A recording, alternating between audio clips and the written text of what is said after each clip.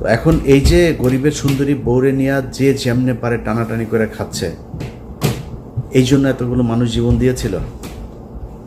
এখন আমরা যদি এগুলো নিয়ে কোনো কথা বলি, তাইলে এরে নিয়ে বললে এই নাখুশ, ওরে নিয়ে বললে ওই নাখুশ, না বললে যদি খুশি থাকেন তাহলে ভালো, বলবো না আস্তে আস্তে, সমস্যা কোথায়? আসসালামু আলাইকুম। গেল এক সপ্তাহ নানান চড়াই উত্তরের মধ্য দিয়ে পার হলো। এখন পরিস্থিতি কিছুটা ঠান্ডা, যে কারণে আমিও ঠান্ডা মাথায় কিছু কথা বলি। ধরেন, আমরা গেল 10 মাসে এই সরকারের বিরুদ্ধে অনেক ধরনের সমালোচনা করেছি, বিশেষ করে আসিফ নজরুল এবং ফারুকী। আমার মনে হয় বাংলাদেশে 99% মানুষের কেউই চায় না এই দুইজন মানুষ উপদেষ্টার পদে থাকুক। অনেক কারণ ছিল, কিন্তু কোনো ব্যবস্থা নেওয়া হয়নি। বাট আমরা সামগ্রিকভাবে সরকারকে সহায়তা করতে চেয়েছি। অনেকের কাছে মনে হয়েছে যে আমরা বোধহয় সরকারকে বেকায়দায় ফেলার জন্য এগুলো বলেছি। সেটা প্রমাণ হয়েছে সব শেষ, যখন ডক্টর ইউনূসের পাশে কেউ ছিল না, তখন অন্তত আমি সহ বেশ কয়েকজন ছিল। আমরা দেশের বিশৃঙ্খলা চাই না। অনেক মানুষ, গতকালকে ভিপি নূর একটা বক্তব্য দিয়েছেন, সেখানে তিনি বলেছেন যে আমরা বাইরে বসে থেকে কিছু ইউটিউবার ফেসবুকাররা নাকি দেশে নৈরাজ্য তৈরি করতে চাই। দেখেন, আমরা কি চেয়েছি? গেল 10 মাসে আমাদের যে দাবিগুলো ছিল, কি আমার উপদেষ্টা বানান এটা চেয়েছিলাম? আমার একটা কাজ দেন, অমুক ইয়ের জন্য টেন্ডার করেন, এগুলো না তো। আমরা চেয়েছি এই দেশে ভারতীয় যে আধিপত্য সেটা বন্ধ হোক। সন্তোষ, প্রথম আলোতে টিপু সুলতান, মতি, মাহফুজ, এরা সরব এই যে চক্র, যারা কিনা বাংলাদেশকে মিথ্যা জঙ্গি তকমা দেওয়ার জন্য 21শে আগস্ট থেকে শুরু করে রমনা, বটমূল সহ বিভিন্ন জায়গাতে এই যে নাটক সাজিয়ে বাংলাদেশের মুসলমানদেরকে সারা পৃথিবীর কাছে সন্ত্রাসী হিসাবে উপস্থাপন করেছে, এগুলোর বিচার চেয়েছি।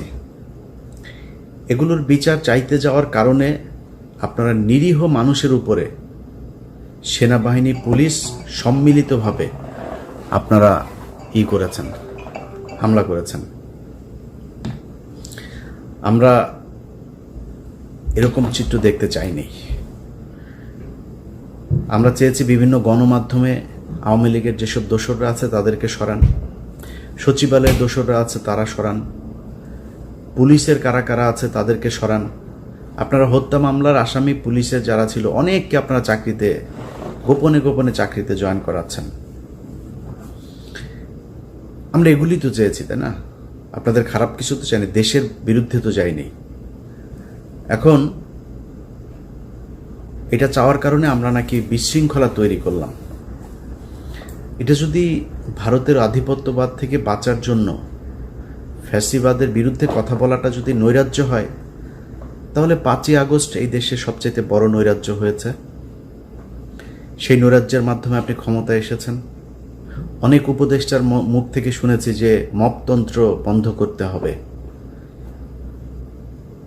এই যৌক্তিক আন্দোলনকে আপনি যেদিন মপতন্ত্র উল্লেখ করে তারপরে তার বিরুদ্ধে অবস্থান নিয়েছেন, সেদিনে আপনার পুরো সরকারটাই মপতন্ত্রের ফসল হিসাবে মানুষের কাছে উপস্থাপিত হয়েছে। আপনি আর দাঁড়াইতে পারেন নাই, পারবেনও না।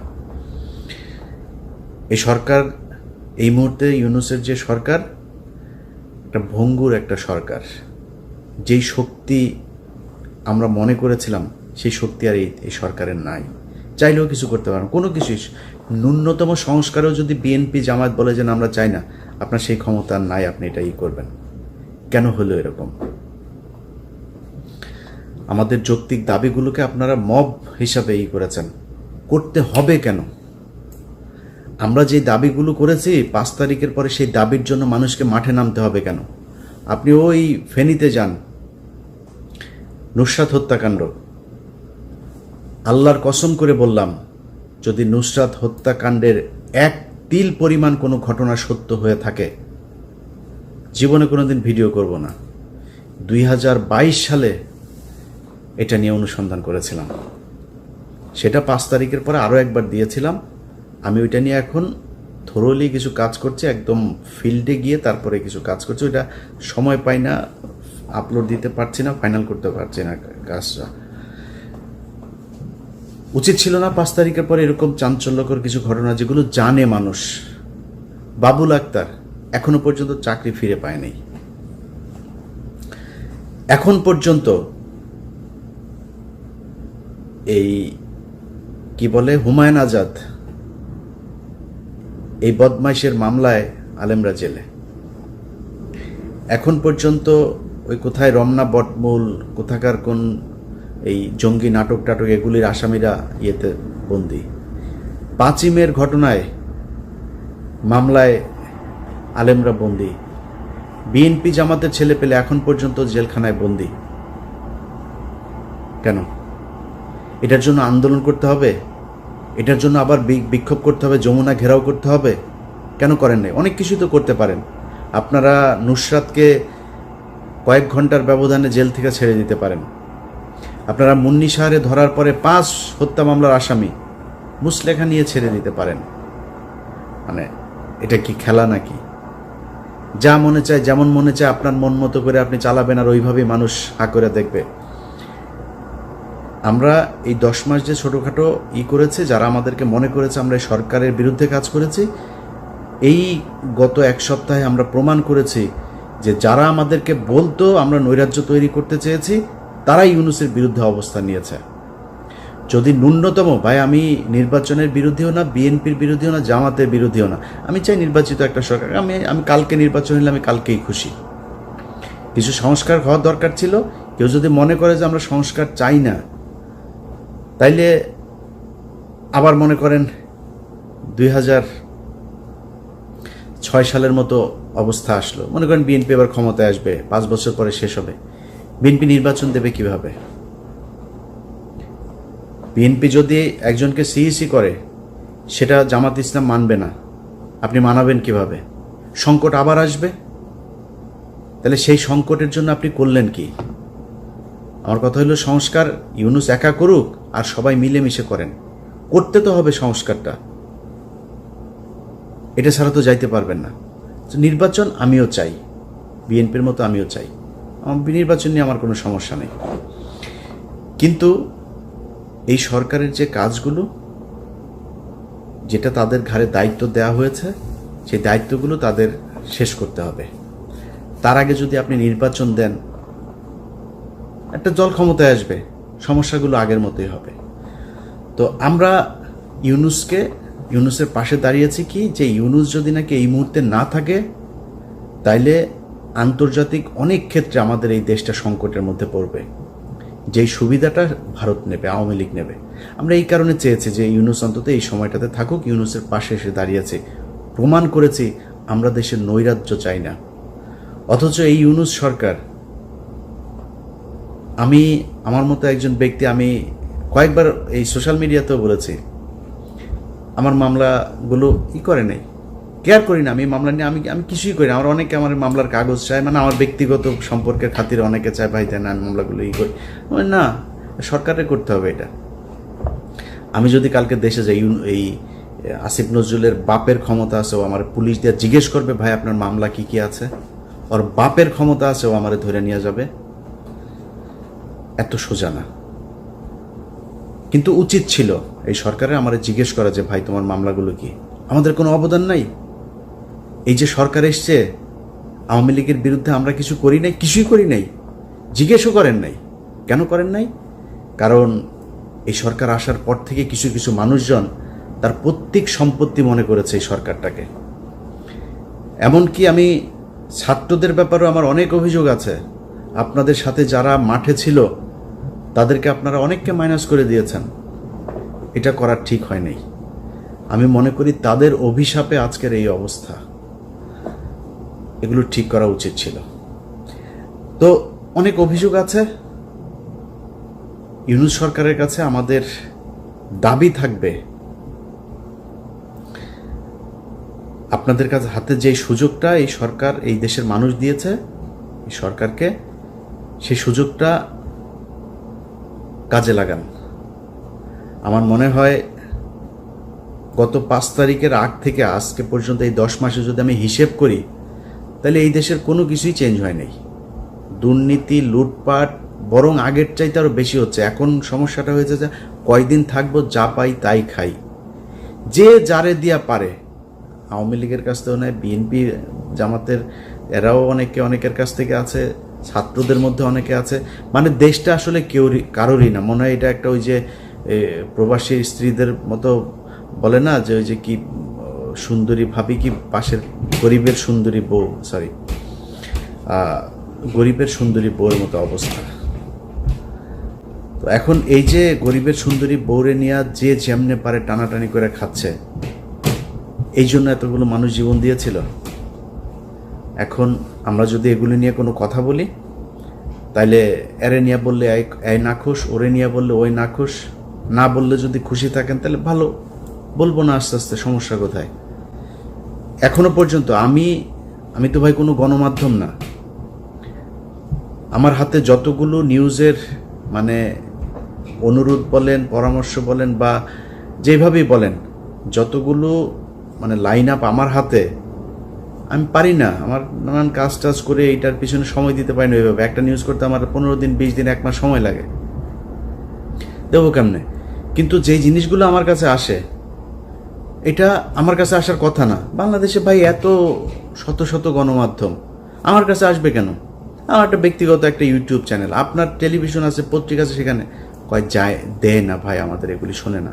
এই ধরেন প্রথম আলোর নিয়ে সাজরে হকের যেই প্রোগ্রামটা, এটা তো আমার কাজ না। বাংলাদেশে অনেক ক্রাইম প্রোগ্রাম আছে, অনেক অনুসন্ধানী প্রোগ্রাম আছে, নিউজ আছে, আপনারা করে না তারা, এখনো আমাদের কাছেই আসে। তো এই যে অবস্থা চলছে, এটা যদি চলে, ডক্টর ইউনূস গত সপ্তাহে বিপদে পড়ার পরে আপনারা দেখেছেন না, অনেকেই কিন্তু রাতারাতি চেহারা পাল্টে দিয়েছে। কেউ যদি মনে করে এই দেশের মানুষ খুব স্মার্ট, এটা আমার মনে হয় আমার চাইতে তারেক রহমান অনেক ভালো জানে যে 5 তারিখের আগের থেকে 5 তারিখের পরে তার কাছে দেন দরবারের সংখ্যা কি পরিমাণে বেড়েছে। আমার মতো ক্ষুদ্র মানুষ হালকা টের পাই। সারাদিন এই যে 2 ফোন মনে করেন যে সামনে নিয়ে বসে আছি, মানে